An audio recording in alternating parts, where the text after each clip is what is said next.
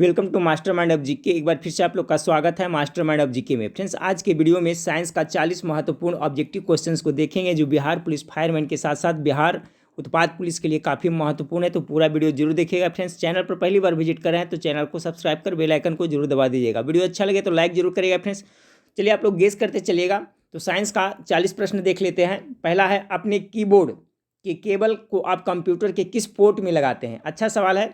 अपने कीबोर्ड के जो केबल होता है फ्रेंड्स, किस में यूज़ किया जाता है, किस में लगाया जाता है? तो आपका यूएसबी पोर्ट में लगाया जाता है। ऑप्शन नंबर सी इसका करेक्ट आंसर हो जाएगा। ठीक है, यूएसबी पोर्ट। यूएसबी का फुल फॉर्म कभी कभी पूछा जाता है फ्रेंड्स, यूएसबी। ठीक है, तो इसका याद रखिएगा, यूनिवर्सल सीरियल बस होता है। ठीक है, यूएसबी का फुल फॉर्म क्या होता है? तो यूनिवर्सल सीरियल बस होता है, ये भी याद रखिएगा। तो क्वेश्चन था कि अपनी कीबोर्ड के केबल को आप कंप्यूटर के किस पोर्ट में लगाते हैं? तो यूएसबी पोर्ट में लगाते हैं, यानी कि यूनिवर्सल सीरियल बस पोर्ट में लगाते हैं।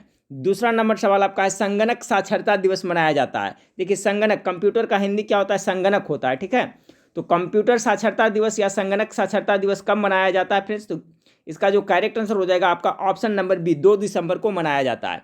तीसरा नंबर सवाल आपका है, समान वर्षा वाले क्षेत्र को जोड़ने वाली रेखा कही जाती है। क्या कही जाती है? देखिए, इससे एक प्रश्न जरूर पूछा जाता है, तो सभी का कॉन्सेप्ट क्लियर रखिएगा। तो देखिए, जो समान वर्षा वाले क्षेत्र है उसे क्षेत्र को जोड़ने वाली रेखा जो आइसोहाइट कहलाती है। आइसोबार किसे कहा जाता है? तो ये समान वायु दाब वाले के लिए। ठीक है, समान वायु दाब वाले स्थान को जोड़ने के लिए आइसोबार। समान वर्षा वाले क्षेत्र के लिए आइसोहाइट। आइसोथर्म है फ्रेंड्स, तो आइसोथर्म है समान तापमान वाले क्षेत्र को जोड़ने वाले को आइसोथर्म कहा जाता है। बच गया आइसोहेलाइन। आइसोहेलाइन किसे कहा जाता है? तो समान लवणता वाले क्षेत्र को मिलाने वाली रेखा को आइसोहेलाइन कहा जाता है। पुनः एक बार रिपीट करूंगा, सभी को याद करते चलिएगा। आइसोबार हो गया फ्रेंड्स आपका, मैं अभी बताया, समान वायु दाब वाले के लिए। आइसोथर्म हो गया समान तापमान वाले के लिए, और आइसोहाइट हो गया समान वर्षा वाले के लिए, और आइसोहेलाइन हो गया जो फ्रेंड्स आपका समान लवणता वाले क्षेत्र को मिलाने वाली रेखा को कहा जाता है। चौथा नंबर सवाल को देखिए। चौथा नंबर सवाल आपका है, त्रिआयाम में लेजर किरण की सहायता से छाया चित्र बनाने की विधि का नाम क्या है? ठीक है, त्रिआयाम में लेजर किरण की सहायता से छाया चित्र बनाने वाली विधि का नाम क्या है? तो 4 नंबर सवाल का जो करेक्ट आंसर होगा friends, option number A, holography हो जाएगा। ठीक है, होलोग्राफी इसका करेक्ट आंसर होगा। 5 नंबर सवाल को देखिए। 5 नंबर सवाल आपका है, निम्नलिखित विषयों में कौन रोबोट से संबंधित है? रोबोट से संबंधित कौन है? 5 नंबर सवाल का करेक्ट आंसर क्या होगा? 5 नंबर सवाल का करेक्ट आंसर हो जाएगा ऑप्शन नंबर बी हो जाएगा। ठीक है, यानी साइबरनेटिक्स है जो रोबोट से संबंधित है, याद रखिएगा। छठा नंबर, घर्षण एवं स्नेह का अध्ययन है। तो घर्षण एवं स्नेह का अध्ययन क्या कहलाता है? अच्छा सवाल है छठा नंबर सवाल का। तो देखिए, घर्षण और स्नेह का अध्ययन को क्या कहा जाता है? तो इसे हम लोग ट्राइबोलॉजी कहा जाता है। ठीक है, ट्राइबोलॉजी इसका करेक्ट आंसर होगा। घर्षण एवं स्नेह का अध्ययन ट्राइबोलॉजी के अंतर्गत किया जाता है। शिक्षा का करेक्ट आंसर ऑप्शन नंबर आपका डी हो जाएगा। 7वां नंबर सवाल को देखिए। 7वां नंबर सवाल आपका है, प्रोटीन संश्लेषण को प्रारंभ करने वाला कोडॉन है। प्रोटीन संश्लेषण को प्रारंभ करने वाला कोडॉन क्या है? 7 का करेक्ट आंसर हो जाएगा फ्रेंड्स आपका ऑप्शन नंबर ए हो जाएगा। ठीक है, AUG, प्रोटीन संश्लेषण को प्रारंभ करने वाला कोडॉन का नाम क्या है? तो AUG इसका करेक्ट आंसर हो जाएगा। 7 का correct answer option number A हो गया फ्रेंड्स। चलिए 8 नंबर सवाल को देखिए। 8वां नंबर सवाल है आपका, ये आपका देखिए नॉमरिकल टाइप का है फ्रेंड्स। ठीक है, कि 100 ओम वाले 4 प्रतिरोधकों को समानांतर यानी पैरेलल क्रम में जोड़ा जाता है, और इसे संयोजन को 100 वोल्ट आपूर्ति वोल्टेज से जोड़ा जाता है। प्रत्येक प्रतिरोध में शक्ति यानी पावर अपव्यय ज्ञात करिए। 8 नंबर सवाल का तो इसका जो करिएगा सोल्व फ्रेंड्स, तो इसका जो करेक्ट आंसर आएगा आपका ऑप्शन नंबर डी आएगा, 100 वाट आएगा। ठीक है, चलिए 9 नंबर सवाल को देखते हैं। 9 नंबर सवाल आपका है कि लैनोलीन मोम कहाँ से प्राप्त होता है? 9 नंबर सवाल का करेक्ट आंसर क्या होगा? तो देखिए, लैनोलीन मोम जो आपका जानवरों की त्वचीय ग्रंथि से प्राप्त होता है, इसलिए 9 का करेक्ट आंसर ऑप्शन नंबर आपका सी हो जाएगा। चलिए 10वां नंबर सवाल को देखते हैं कि दांत का कौन सा भाग इनेमल से ढका होता है?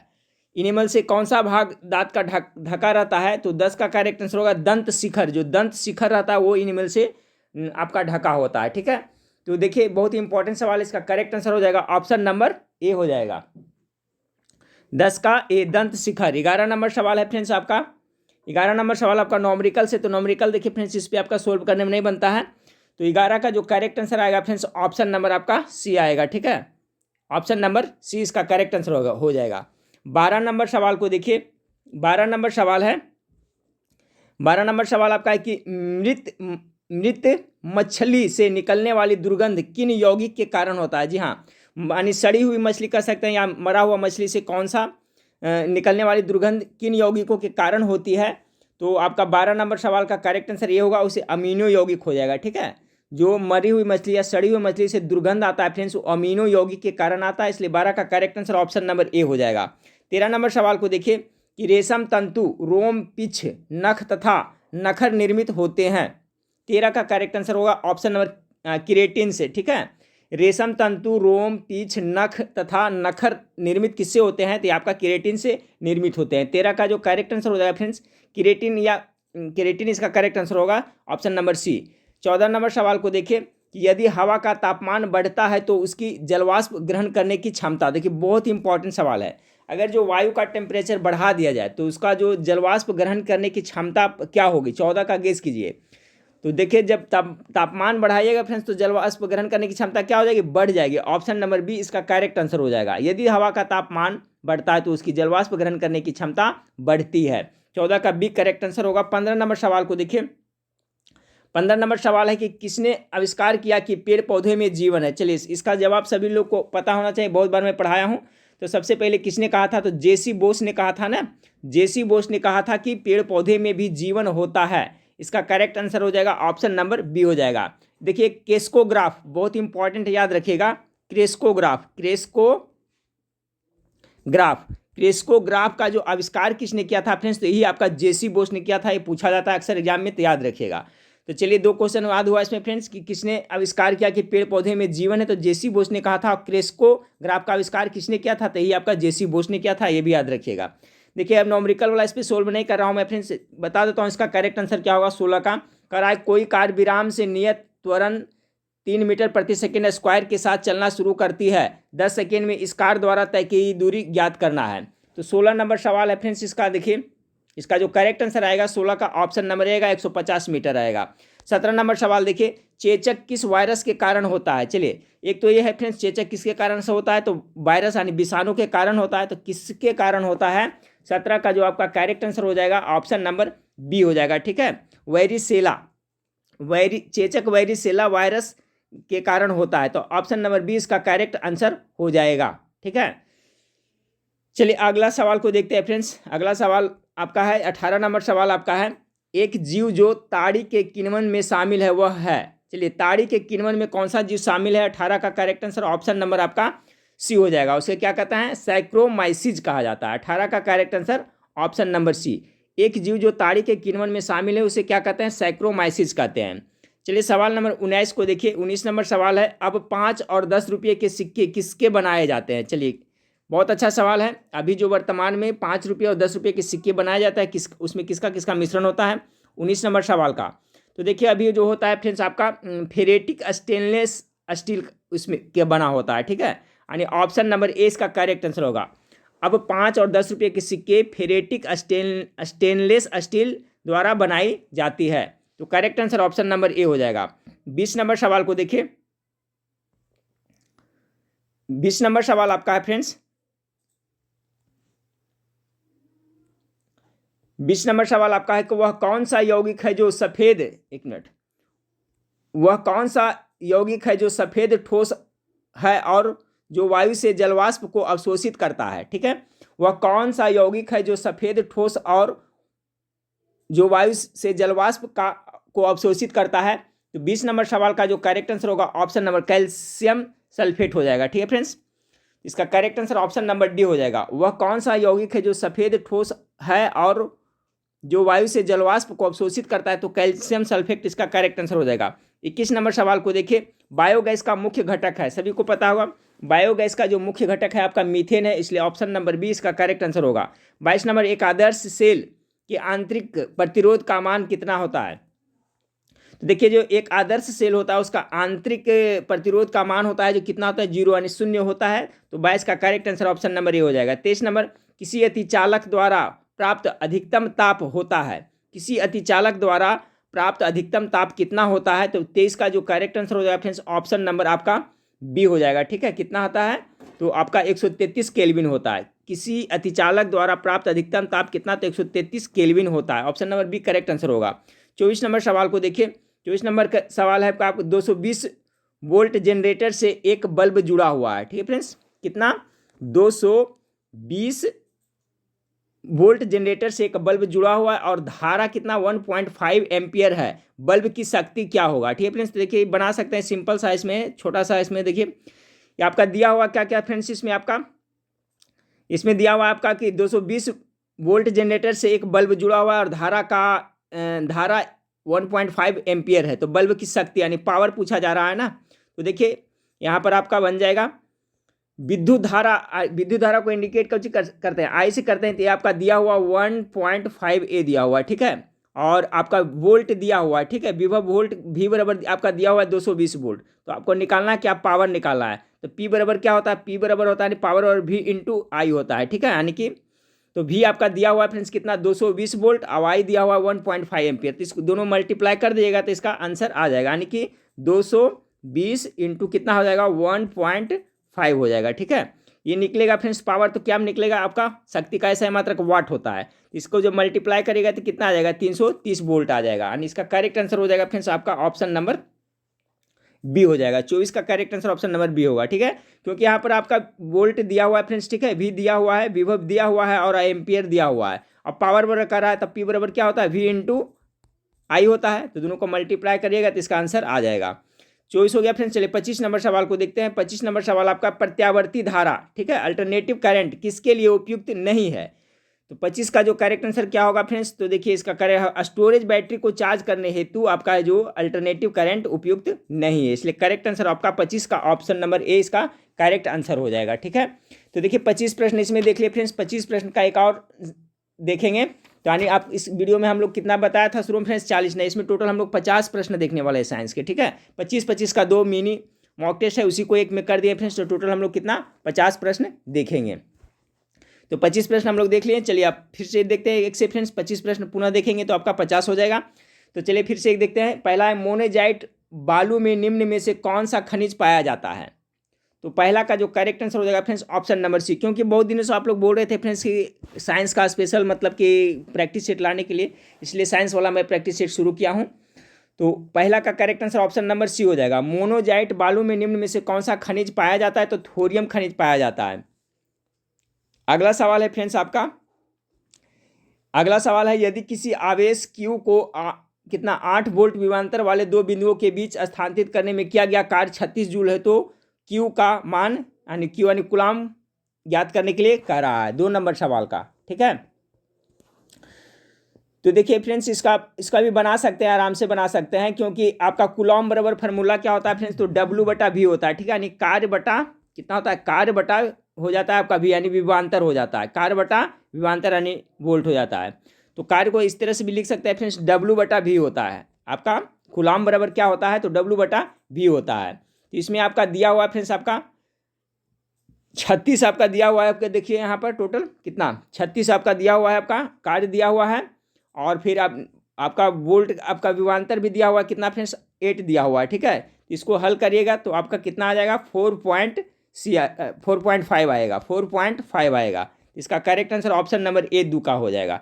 याद रखिएगा फ्रेंड्स, देखिए जो आपका कूलम्ब बराबर फार्मूला क्या होता है? तो कार्य बटा विभवांतर होता है, यानी कि आप लिख सकते हैं W/V लिख सकते हैं। तो यहाँ पर देखिए आपका वर्क भी दिया हुआ है और विभवांतर भी दिया हुआ है, तो 36/8 करिएगा तो इसका जो आपका कूलम्ब निकल जाएगा, यानी ऑप्शन नंबर ए इसका करेक्ट आंसर हो जाएगा 2 का।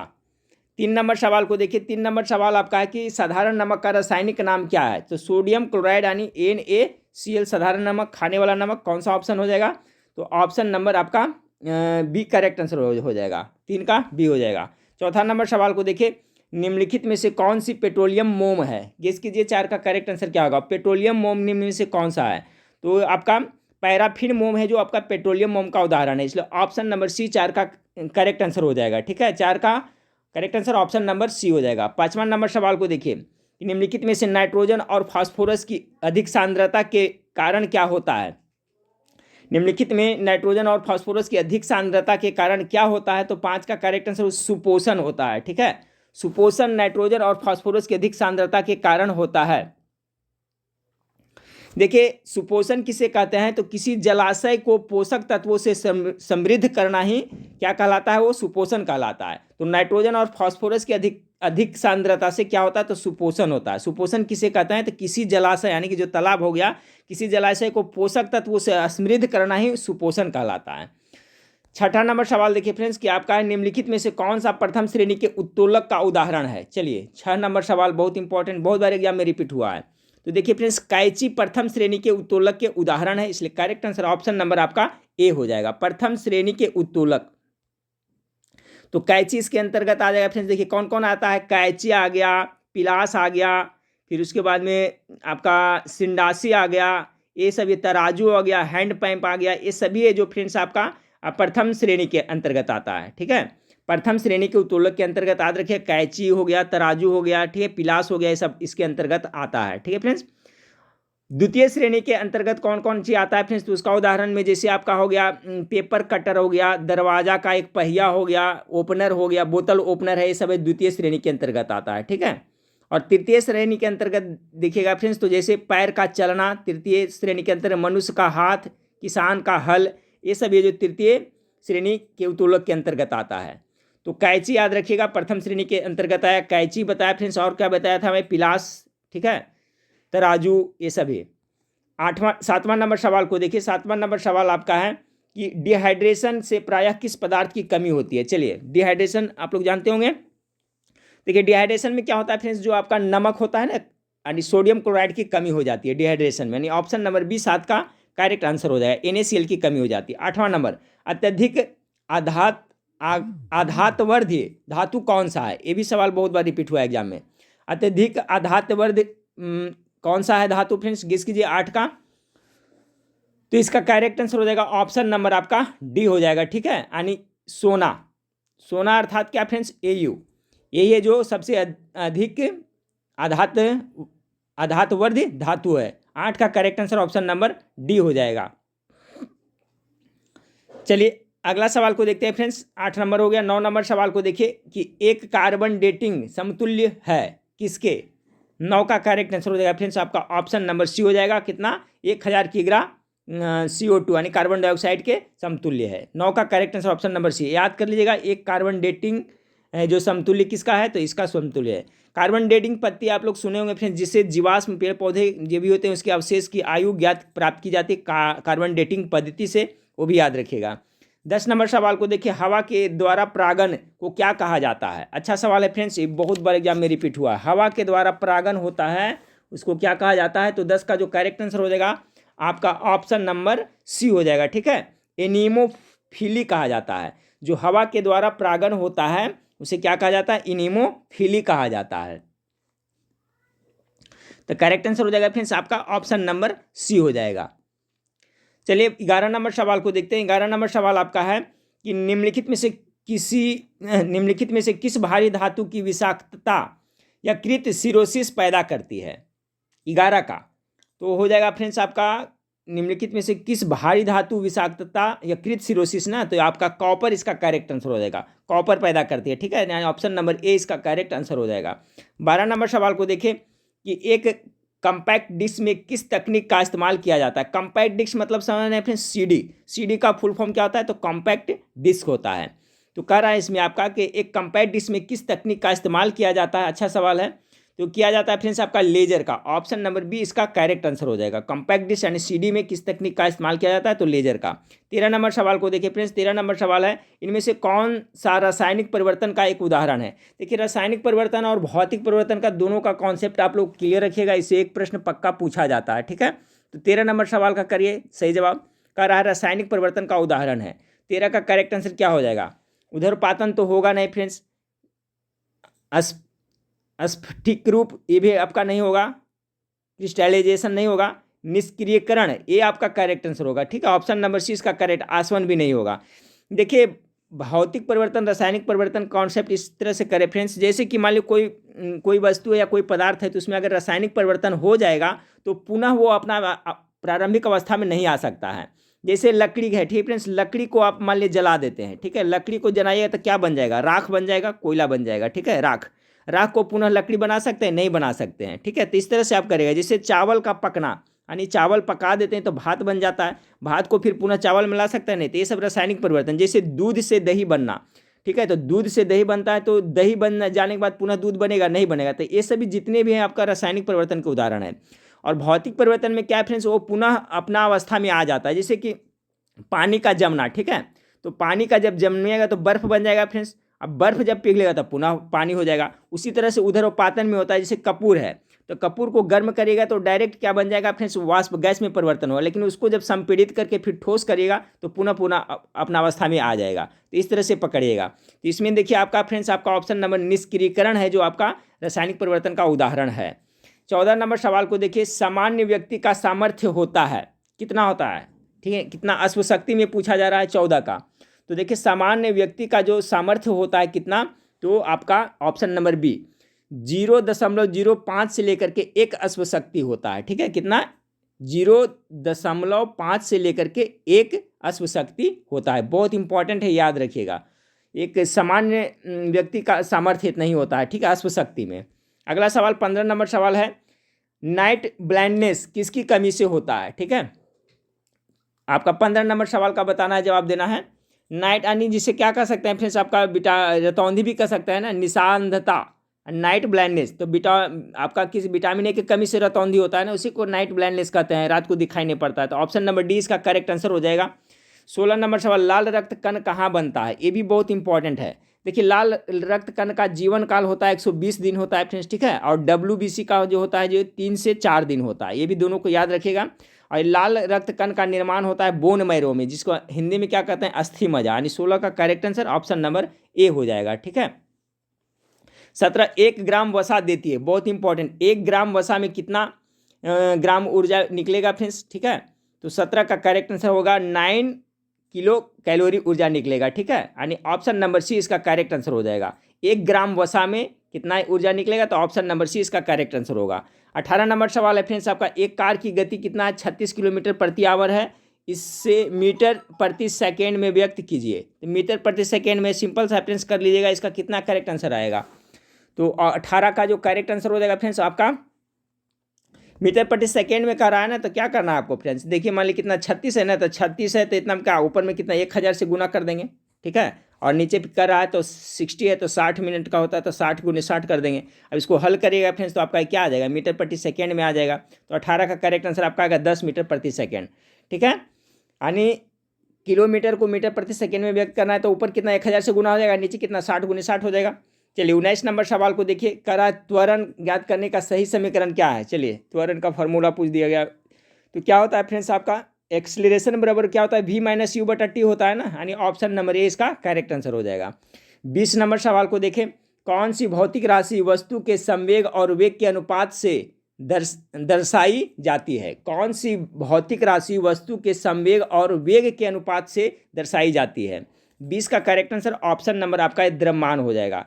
21 नंबर, एक भारहीन गुब्बारे में 200 ग्राम जल भरा है, इस जल में भार होगा 21 का। तो देखिए एक भारहीन गुब्बारे में 200 ग्राम जल भरा हुआ, तो इसका जल कितना हो जाएगा फ्रेंड्स, भारहीन है तो 0 हो जाएगा। ऑप्शन नंबर ए इसका करेक्ट आंसर होगा। एक भारहीन गुब्बारे में 200 ग्राम जल भरा गया है, इस जल का भार क्या हो जाएगा, तो 0 हो जाएगा। ऑप्शन नंबर ए इसका करेक्ट आंसर है। अगला सवाल है, देखिए कह रहा है एक भारहीन गुब्बारा है ना, तो उसमें भारहीन गुब्बारे में तो 200 ग्राम भारहीन है, तो उसका क्या हो जाएगा फ्रेंड्स, जल में इसका जल का भार क्या हो जाएगा, 0 हो जाएगा ना। 22 नंबर, ताप में वृद्धि से प्रत्यास्था मापों का मान क्या होता है। अगर ताप में वृद्धि किया जाए तो प्रत्यास्था मापों मान घटेगा कि बढ़ेगा। तो ये देखिए घटता है, जैसे जैसे ताप में वृद्धि किया जाता है फ्रेंड्स, तो प्रत्यास्था मापों का मान क्या होता है, डिक्रीज होता है, नहीं घटता है। ऑप्शन नंबर 1 करेक्ट आंसर होगा। 23 नंबर सवाल है फ्रेंड्स, प्रकाशीय तंतु जिसे अंग्रेजी में ऑप्टिकल फाइबर कहते हैं, किस परिघटना पर आधारित है। 23 का जो आपका करेक्ट आंसर हो जाएगा ऑप्शन नंबर डी, पूर्ण आंतरिक परिवर्तन की घटना पर आधारित है। प्रकाशीय तंतु ऑप्टिकल फाइबर है जो किस पे, तो पूर्ण आंतरिक परिवर्तन, ऑप्शन नंबर डी इसका करेक्ट आंसर हो जाएगा। 24 नंबर सवाल देखिए आपका, 3000 एमस्ट्रॉन्ग तरंगदैर्घ्य की प्रकाश तरंग की आवृत्ति होगी। तो इसका करेक्ट आंसर क्या होगा फ्रेंड्स? 24 नंबर सवाल का हो जाएगा फ्रेंड्स आपका ऑप्शन नंबर ए हो जाएगा। ठीक है, लास्ट सवाल देखते हैं। लंबी दूरी के बेतार संचार के लिए अपेक्षित तरंगे है। बहुत अच्छा सवाल, 25 नंबर सवाल कह रहा है कि लंबी दूरी के बेतार संचार के लिए अपेक्षित तरंगे क्या है? तो 25 का जो करेक्ट आंसर हो जाएगा फ्रेंड्स ऑप्शन नंबर आपका सी हो जाएगा। लंबी दूरी के लिए ना, यानी कि रेडियो तरंगे इसका करेक्ट आंसर हो जाएगा। देखिए रेडियो तरंगे है फ्रेंड्स, इसका खोज किसने किया था? तो ये भी याद रखिएगा, मार्कोनी ने रेडियो तरंगे की खोज किया था, ये भी याद रखिएगा। एक अवरक्त किरणें है, इसका खोज किसने किया था? तो विलियम हर्शेल ने किया था फ्रेंड्स, ये भी याद रखिएगा। पाराबैंगनी किरणें का खोज किसने किया था? तो रीटर ने किया था, ये भी आप लोग जरूर याद रखिएगा। और आपका जो सूक्ष्म तरंगे हैं इसका खोज किसने किया था? तो हर्ट्ज ने किया था। ठीक है, तो ये सभी याद रखिएगा, पूछा जाता है। तो लंबी दूरी के बेतार संचार के लिए अपेक्षित तरंगे कौन है? तो रेडियो तरंग है, जिसका खोज मार्कोनी ने किया था। अवरक्त किरणें का खोज किसने किया था? विलियम हर्शेल ने किया था। पाराबैंगनी किरणें का खोज किसने किया था? तो रीटर ने किया था। और सूक्ष्म तरंगे का खोज किसने किया था फ्रेंड्स? तो हर्ट्ज ने किया था। तो देखिए फ्रेंड्स, ये आपका 50 प्रश्न था। तो इसी तरह से मैं बीच बीच में आपका स्पेशल साइंस का भी 50-50 प्रश्नों का प्रैक्टिस सेट मैं कराता रहूँगा। वीडियो अच्छा लगे तो लाइक जरूर करिएगा। चलिए तो नेक्स्ट वीडियो में फिर मिलते हैं। जय हिंद, जय भारत।